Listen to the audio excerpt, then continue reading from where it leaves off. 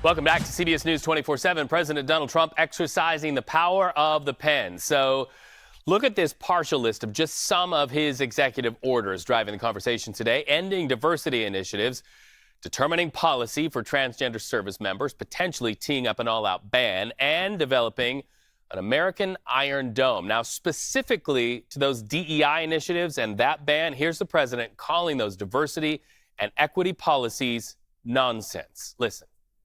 I order the end to all of the lawless diversity, equity, and inclusion nonsense policies across the government and all across the private sector and the military. We got it. We're getting it out, and we've gotten it out pretty much. The United States has become a meritocracy again. We are a country that's based now on merit for success. Merit. If you're good at what you do, you're going to go places. So let's go live to CBS News senior national security correspondent Charlie D'Agata. Charlie, good to have you here. When we talk about those DEI initiatives, what will the practical application be for the people who are now serving under Pete Hegseth? Reed, you mentioned practical. That's what it gets down to, the practical. I have to read this. I should commit this to memory. This is the Defense Department's announcement. This is last week before this slew of executive orders came out.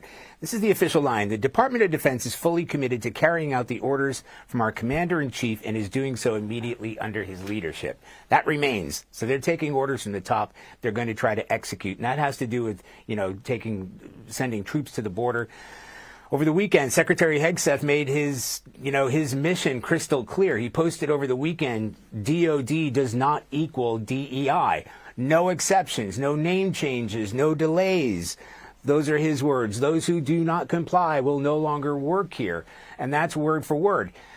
The nuts and bolts, implementing that policy might be more difficult. So officials that I've spoken to here say, there is no dedicated DEI department. There are no personnel who are named DEI, which may be what Secretary Hegseth was sort of referring to. No change of name, no. What it comes down to is human resources, even within the individual branches of the military. So when it comes to recruitment and training, there are elements of DEI. Some might argue, I'm not using that label, within those individual programs. And I think that's what needs addressing first, because a number of months ago, before the Trump administration came in, they started looking at ways to get rid of that DEI. It has been a controversial thing here at the Pentagon. So I'm not saying that the DEI personnel don't exist, but maybe operating under a different name, different program. And different sort of policies. Because, a few days ago when the Trump administration said that they were sending any DEI personnel home, right, any federal DEI, right. I simply went down the hall and said, have you sent anybody home? They said no, because we don't have any DEI personnel here. There's also some breaking news, Charlie, at this hour regarding that executive order that really targets transgender troops. Reports of advocacy groups getting ready to file a lawsuit. So here is the president or the vice president of the LGBTQ plus advocacy group, the Human Rights Campaign. Let's listen. We believe this is unconstitutional because it singles out transgender people for differential treatment in a way that harms the military. The military has invested significantly in individuals in terms of their training, in terms of their expertise to develop them into exactly the skilled personnel that they need. And by kicking out thousands of transgender people from our military at a time in which the world is in great peril, we place the United States at risk, and we don't have our best and brightest among us. So when we look at the wide swath of LGBTQ plus advocacy groups, whether it's GLAAD, the National Center for Lesbian Rights, NCLR, the HRC, that's the Goliath, right? But the question I have, Trump's executive order at least looks vague to me. It states redetermining policy.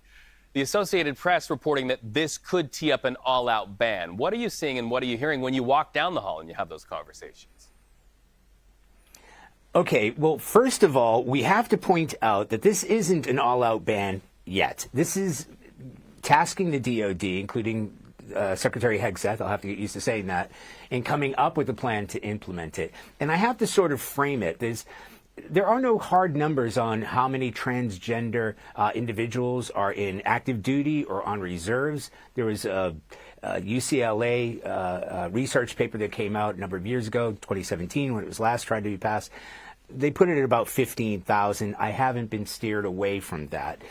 But groups, advocacy groups that I've spoken to, Sparta in particular, they say this will need to be addressed. As that person who you just had on was saying, it costs an awful lot of money. The last reference point that they had is going to cost roughly $960 million.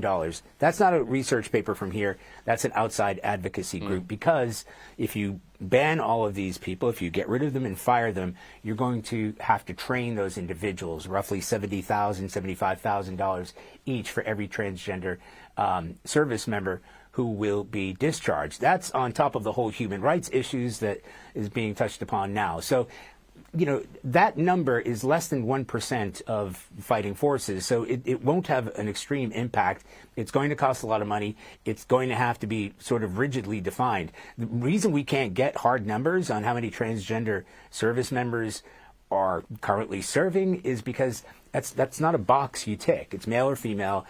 Some may have gone through the transition before they joined the military. Some may just not choose to self-identify. So even just getting down to those numbers is going to be a task, and then figuring out how, if the ban is going to be in place, how you implement that ban. I mean, these are really early days, so it's a sort of broad stroke, but this whole organization is about execution, and I think that's what we'll wait to see in the coming weeks.